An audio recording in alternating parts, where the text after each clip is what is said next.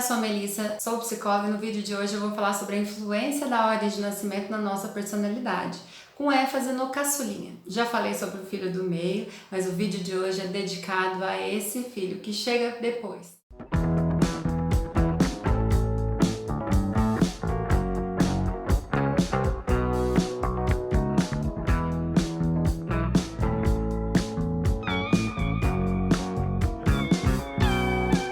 E se você ainda não é inscrito no canal, eu te convido a se inscrever. Se gostar dos conteúdos, não deixe de curtir, compartilhar, deixar um comentário. Esse tipo de ação faz com que o YouTube entenda que são vídeos com conteúdo legal e possa recomendá-los para mais pessoas. Agora, sem mais delongas, passemos ao tema.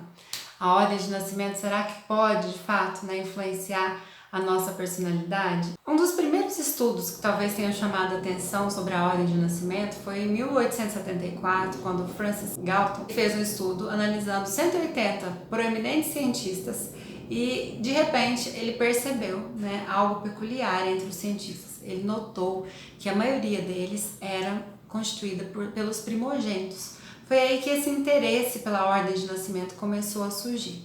É claro que hoje, analisando retrospectivamente, a gente pode entender que tinha um motivo para que isso acontecesse, porque naquela época ser o primogênito tinha muito peso e as famílias muitas vezes priorizavam os estudos desse filho que chegava primeiro em detrimento dos demais. Talvez isso pudesse ter explicado.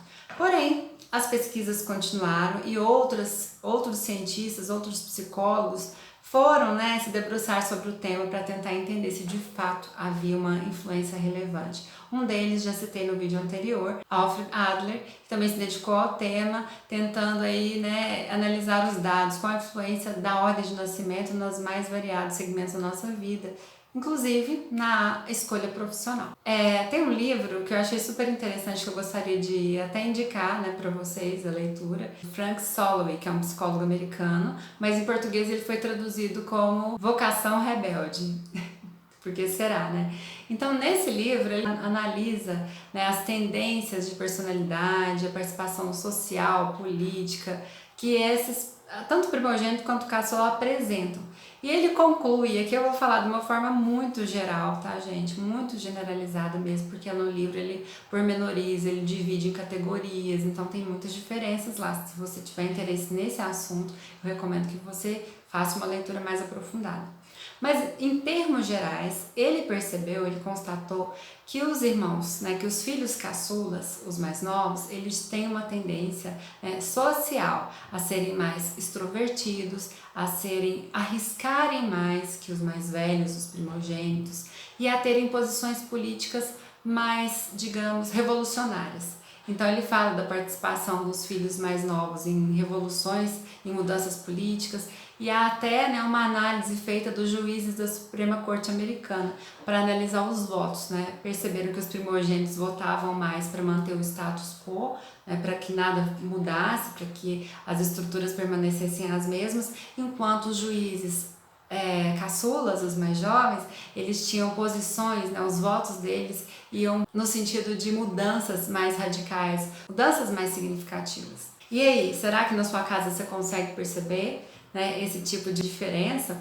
E aí vamos pensar em termos bem práticos para a gente entender se há realmente uma influência, porque sinceramente, de tudo que a gente lê por aí, não há um consenso na literatura, não há um consenso entre os cientistas se de fato é um fator que pesa na nossa personalidade. Mas vamos pensar no nosso dia a dia, na nossa própria casa. Se a gente tem um filho mais velho, e aí o que acontece com esse filho mais velho? Não há uma tendência maior que a gente esteja mais disponível para ele, que a gente tente impor as regras de uma maneira mais severa, a gente está inseguro ainda enquanto pais, então nós não permitimos certas questões, nós somos mais rígidos. O filho mais novo, ele chega numa família, num nicho familiar mais aberto, vamos dizer assim. Quando ele chega, os pais já tiveram outras experiências, já passaram por aquele medo extremo de perder, de não dar conta, de não conseguir. Então ele chega num nicho familiar que está mais calmo, mais relax, E aí ele logicamente precisa lutar para ter um espaço, porque o outro filho já se estabeleceu, já tem o seu lugar de destaque. E esse filho mais novo, ele precisa conquistar. Então, geralmente, ele tem que fazer algo diverso do que aquele filho já tem mostrado. Então, há uma chance, né, e algumas pesquisas mostram, que esse filho mais novo possa ser aquele mais extrovertido, o palhacinho da casa, que gosta de fazer todo mundo rir, e ele tem uma tendência a ser mais infantilizado pelos pais, a demorar um pouco mais a crescer. Por quê? Né? Por vários motivos. Primeiro porque é o pequenininho, o caçulinha, mas também porque talvez seja o último filho que os pais terão. Então os pais também seguram um pouco o tempo inconscientemente, né? Não querem que aquele filho cresça. Então há uma tendência a uma infantilização desse filho mais novo. Então aqui eu tô falando por alto, assim, por que às vezes a personalidade é diferente.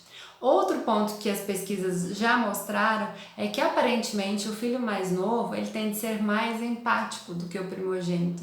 Ele tende a se colocar mais no lugar do outro. E por que será? Porque ele chegou numa família na qual ele precisava ser visto. Então ele entende o que é não ser visto, ele entende o que é chegar depois, precisar conquistar seu espaço. Então talvez ele tenha essa tendência em função desses fatores. Agora me conta, como que é? Você é primogênito, você é o caçula, você tem filhos assim, você consegue observar as diferenças entre eles? Faz sentido falar que o filho mais novo, o caçulinha, é geralmente o mais revolucionário, ele é um pouco mais tido como rebelde, ele arrisca mais, ele gosta mais de esportes radicais, ele é mais empático. Como que é aí na sua casa? Eu estou muito curiosa para saber se as pesquisas estão aí de acordo com a nossa realidade.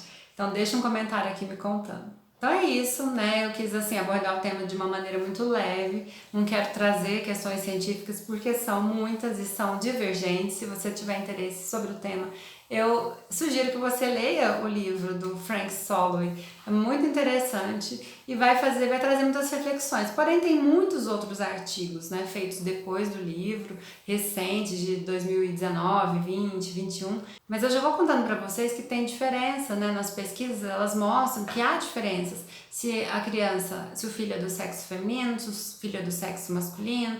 E obviamente, né, gente, questão social, econômica, regional, enfim, tudo isso vai influenciar na nossa personalidade. E como eu já disse, isso não é determinante do sucesso ou fracasso de ninguém. Nós, como pais, devemos driblar os pontos negativos dessa ordem de nascimento, e por isso é bom conhecer. E como filhos, né, ocupando as mais diversas posições, a gente também precisa olhar para essa posição e entender o que essa posição me ensinou. Quais vantagens, vamos dizer assim, sociais, né, profissionais, eu posso obter a partir da minha constituição nessa posição. Espero que vocês tenham gostado, obrigada por assistirem. Não deixe de curtir, compartilhar, deixar comentários, eu vou gostar muito de ler.